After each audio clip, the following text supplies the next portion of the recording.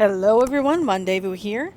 We are ready for the medium class round, the Carnotaur edition. So we're going to go ahead and start getting these guys into the pens. And while I do that, I actually have some interesting notes to share. I went ahead and ran my test of the heavyweight class without allowing Rainbow Boa in to see what would happen. And the crocodile pretty much mollywopped everybody. I mean everybody. Like, he took out the mountain. The mountain still took out Tarface. So that part still happened. But the crocodile took out the mountain. And then anytime him and any of his combatants came back around, he was never the one to back out from a fight. Like, he never ran away at the end of an exchange. Sorry, buddy, you're not allowed to eat this. I need you to be focused on getting into the arena. I also tracked his combat infamy after each fight. Let me get this second contender. Yeah, Snowstorm is good and ready to go. He says, "Let me out." I am going to go ahead and try to keep these guys all as hungry as I can, and then just feed them just enough to make sure they don't starve, because that actually encourages them to move into the arena a lot faster, I've discovered. So yeah, of course you're eating. Oh, well, that's okay. It's going to be a while before we get to you anyway. There we go. Okay, where is Snowstorm? Yeah, he's thinking about it. He's thinking about maybe kind of sort of coming out here. Oh, if you're just going to wait in here, then I'll just keep you there. That makes it easier. This was another thing I did when I was testing out crocodiles around, is I was keeping them in this little area once they wandered in on their own, or encouraging them to come in and then just closing this gate, and that made it so much easier to manage whether or not they were trying to get into each other's territory. I really needed to put a stop to that. Snowstorm is booking it. He smells that food. How hungry are you, buddy? Oh yeah, you're pretty hungry. You are eager for this meat. Let's make sure you don't get it then, because I need you to fight. You can eat in the arena. That is how this works. And as soon as he takes a step, we'll close the gate. Alright, but yeah, I want to go ahead and go over my notes real quick, because I actually took a few when I was observing the crocodile. When he defeated the mountain, his combat infamy went from 646 to 1163. He defeated Sandstorm in 3 rounds, and his combat infamy went all the way up to 1461. By the time he destroyed the infected, he was at 1729. I also reloaded that same file one last time just to put him against Tarface, since that would have been an opponent that he never faced anyway. And he took him out too. Like, it didn't take long for the crocodile to just completely clean the entire floor, so, you know, it really was down to the resilience of Rainbow Boa. That's the only reason he got to be in this little pen out here instead of the crocodile. Because the crocodile deserved that. I mean, he just mollywopped everyone in the Alistair round, mollywopped everyone in the heavyweight championship. He was all kinds of eager to fight. So yeah, the crocodile was definitely one to not be taken lightly. All right, let's go ahead and get the Carnotaur round started. I want to go ahead and get Snowstorm in here first. Please don't tell me you're about to go. I think you're about to go for water, aren't you? No, he's walking through it. Come on, buddy. I know you smell this. I know you're hungry. I have seen that hunger bar. I need you in here. I know you smell the meat. Come forth. There we go. Alright. Make sure he's past that gate. Close this gate. Nope, you can't go out, buddy. Okay, now this is the part where we go ahead and unleash the both of them. It is Snowstorm versus, what did I call you again? Bloodfang. Snowstorm versus Bloodfang. If Snowstorm will ever turn around and realize, oh yeah, there's food. Okay, Bloodfang's going for it. He says, screw you, I'm hungry. I still haven't quite worked out how to do the lightweight round. But I'll probably run a couple of tests. I might still try the idea of just having it be somewhat team-based. It would just be a matter of figuring out who fights who. Because I'd hate to have, you know, both of the teams together and have like one of them get injured in a fight and then attacked by a completely different opponent that had not yet fought. So that might have to be how it goes. I might just keep, you know, the teams in these two pens and then have them come in one by one, and whoever survives gets to go. And then I'll make sure that the survivor has company in these pens so that he can go in the championship and not you know, die of stress. Because we need to make sure that they die of combat, not stress. All right, Bloodfang is ready to go.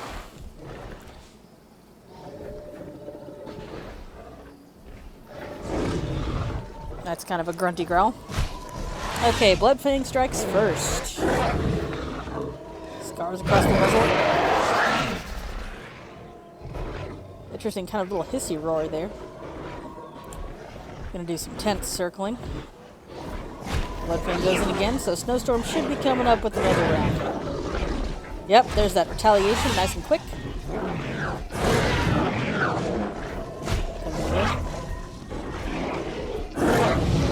There's a little bit of a cat-like sound in the way they cry when they're hurt. Oh geez, the drunken wobble on the Carnotaur is, I dare say, a little bit worse than on the big guys. Oh, maybe it's because of all the angles along the spine.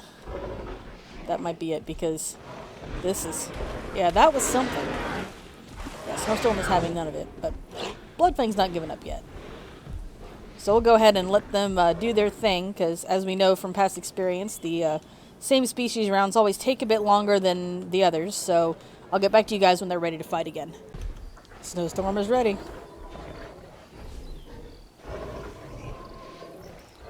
Bloodfang taking his time. That was an interesting one. They have some weird noises, the Carnotaurs. I snap at the air in front of your shoulder because it's kind of what that was. Oh geez, the Carno feet. A little bit on the awkward side. Yeah, there's something kind of off about that. Alright, retaliation. There's the split. This time Snowstorm runs off. Alright, we'll come back for the next round. Alright, they're ready to go again. Snowstorm is feeling it. Oh, there we go.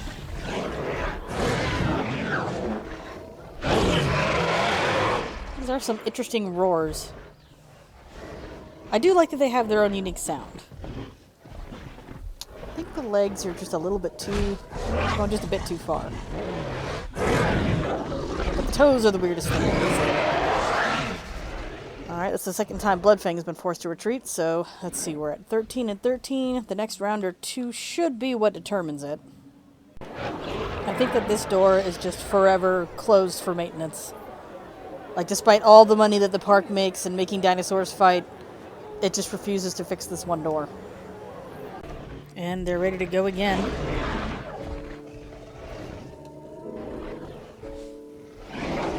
As we fight to elevator music. Alright, Bloodfang goes in first. Snowstorm screams before his retaliation. Tense, awkward, toe dancing circle. Numb! And Bloodfang is forced to back off again. So, oh, whoa, that was, oh, wow. Okay then. Like, I know that I zoom out after a while and the tails go up to kind of help with loading, but I was not far enough away for that to be a thing. That was awkward. Do I get tail physics? No, you're too far away from the fence. Okay then, so we'll come back again.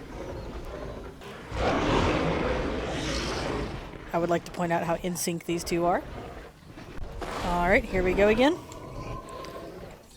We're at 27.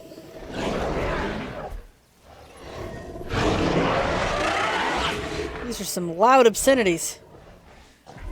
Such an intense sound from a smaller dinosaur. Well, to be fair, I'm not sure if the Carnotaurs are much smaller than the Allosaurs. I haven't done a size comparison in-game.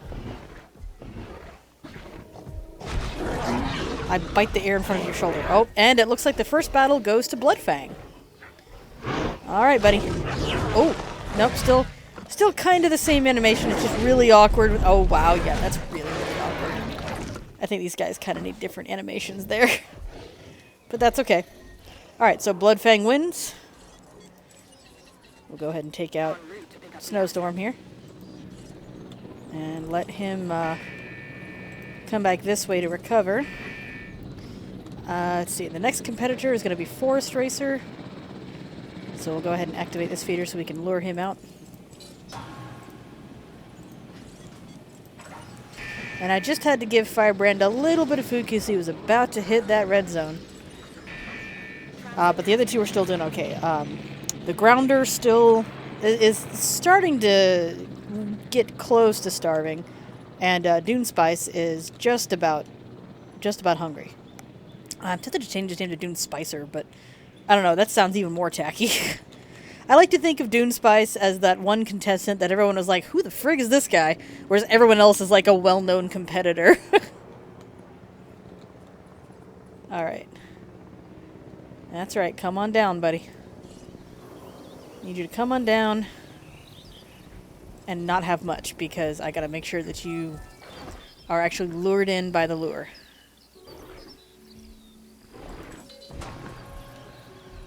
Alright. Actually check your hunger level while we're here. Yeah, you'll be okay. Alright, so. How's your hunger level doing? Your hunger level is actually not that bad. I found that sometimes if they heal fast enough, I can just kind of keep them in here. And I don't have to worry too much about, them needing to eat or be hungry enough to come back into the arena. I'm going to go and lure him back out of it, though. I'll probably just have him come this way and then close the gate. And then we can move on to Bloodfang versus Forest Racer. Oh, I should have called him Zipliner. That would have been better. That's a better name. So we got Forest Racer, Firebrand, the Grounder, and Dune Spice. I still like Dune Spice being the dorky one. Yeah, I think we're going to rename Forest Racer to Zipliner. That's just better. I was trying not to go back and rename everybody, but now that I've thought about it, Zipliner I just think sounds better, because that is kind of something people have been doing in forests for entertainment, and it is thrilling, so this way it kind of sounds, kind of gives him that, that same edge of being quick. Alright, I'll go ahead and open this up just in case he gets curious. It doesn't look like Bloodfang's keen on moving.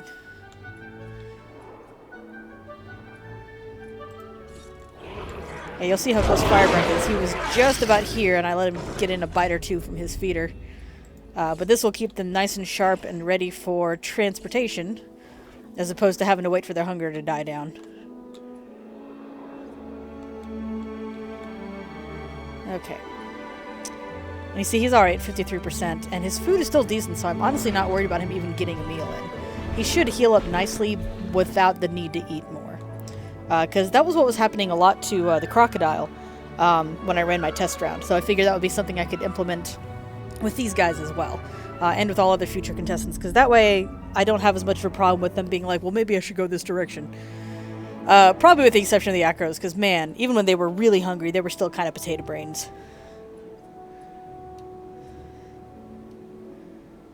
And Bloodfang is just kind of happy to recover in the arena for whatever reason. But I guess that works. That means we can just introduce, pardon me. We can just introduce, Zipliner. Ah, now he's going. Okay. Yep. Come on. Get over here, buddy. Alright, we're gonna close that gate. You can do the rest of your recovering in here. Yeah, I'll keep that up, because that way if Bloodfang doesn't make the next round, then at least, actually,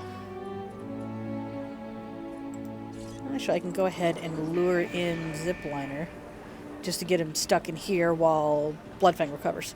But yeah, that way whoever wins next will be able to just more easily be lured into their respective pen. Come on. I think he's drinking. It's hard to tell through the trees. The curse of going for aesthetics sometimes. I don't want to zoom out too much because I don't want to miss it if he comes in. I mean, granted, once I get him in here, if I open a gate, he'll probably just walk through with no problem. Regardless of whether or not he's hungry, but Oh, this is why he's not coming. I haven't activated the lure. Yeah, Bloodfang is still recovering, so this will be fine. Come on, Zipliner. I know you smell that food.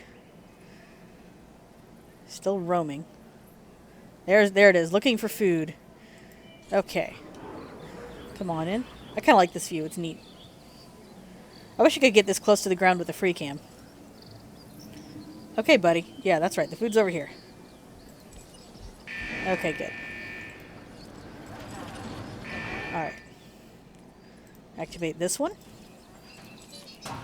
And I'll come back once Bloodfang is recovered and we're ready to have these two fight. Alright. Bloodfang has recovered, so it is time to open the gates. Granted, he also just went to sleep, so he might not even think about the food. And Zipliner must have done the same, because he's out as well. I like that from way back here because of the horns. It kind of looks like his neck is just a little bit broken. So that's entertaining. This is going to be confusing for the audience in the viewing platform. The gates are open. Where is everybody? Where are the combatants? I thought Bloodfang was coming back. Yep, he'll be the first one in, it looks like.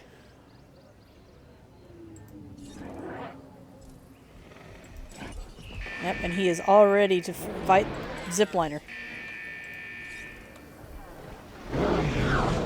Yep, here we go. Alright, Zipliner was first. And Bloodfang is retaliating.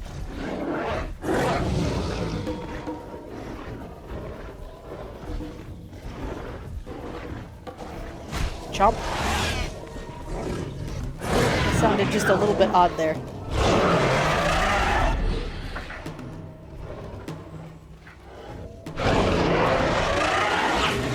Bloodfang makes fun of his opponent. They're going to circle each other. Well, I've noticed that so far the Carnotaurs don't circle each other for very long before they just go at it.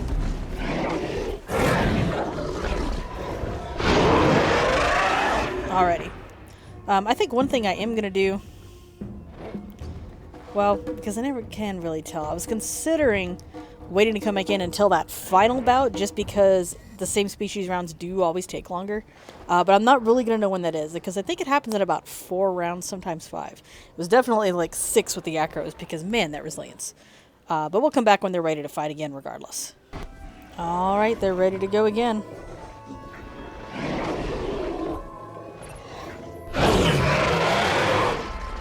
Zipliner screaming obscenities.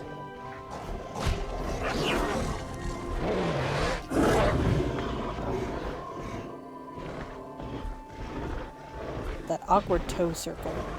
Bloodfang strikes back. This is probably going to be where they split. Yep, that's where they split. Wobble, wobble, wobble.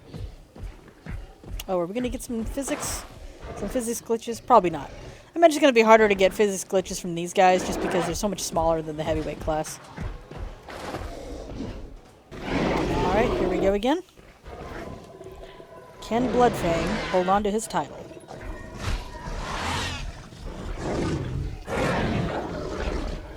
Zipliner is not happy about that.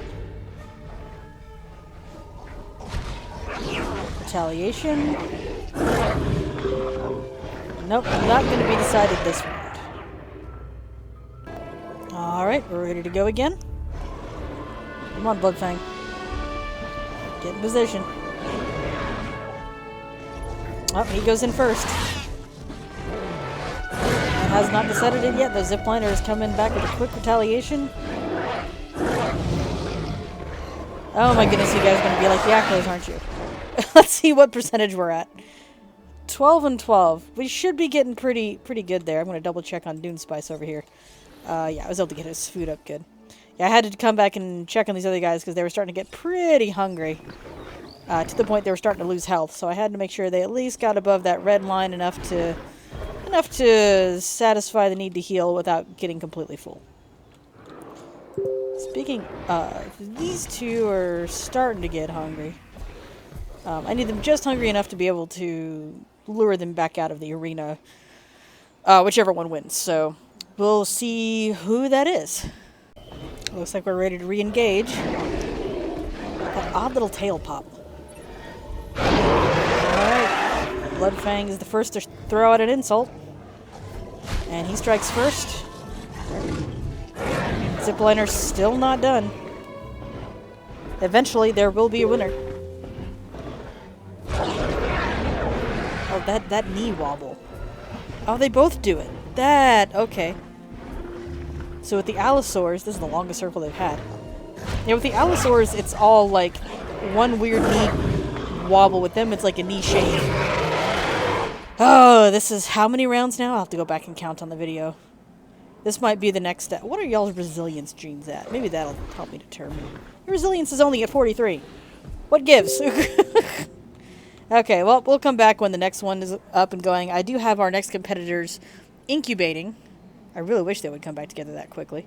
So that we can get on with the next round once the Carnotaur round is over. But I get the feeling this is going to be kind of like the Acro round where it takes a while, because these two are still not done fighting. So I'll get back to you with hopefully the final round soon, because they keep wanting to wait until they're in the 20s and fight again and then back off. But eventually there's got to be a winner. So we'll see you guys back when they're ready to go at it again. I really need you guys to pick a winner, because this back and forth can't keep happening. Pick a winner. One of you needs to end it.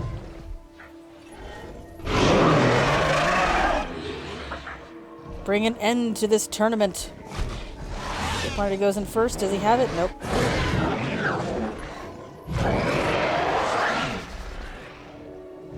Come on. One of you. How about if you strike twice? I don't care who wins. I just want somebody to win. Oh, hey. All right. So Zipliner took my advice. He's gonna finish off Bloodfang here with the awkward, not quite synced up animations. Well, the animations are synced up. They're just not aligned properly. Okay, then. Excellent. All right, so I'll go ahead and let him over here. We'll go ahead and get rid of Bloodfang. Collecting asset. And now Firebrand should be good and ready to come into his new gate. All right. He should be good and hungry, too. I've purposefully been making sure to keep the hunger levels